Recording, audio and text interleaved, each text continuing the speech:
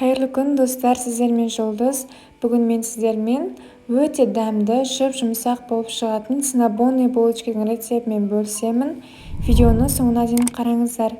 Ең алдымен ыдысымызға жылы сүтімізді құямыз. 1 шай қасық ашытқымызды салып, араластырамыз. Бетін жауып 5 минутқа қойып қоямыз. Сосын жарты шай қасық тұз қосамыз. Шекерімізді қосып араластырамыз. Сосын 2 жұмыртқамызды салып, үстіне еріген сары майымызды құйып араластырамыз. Жаймендеп ұнымызды сала отырып, жұмсақ қамыр илейміз.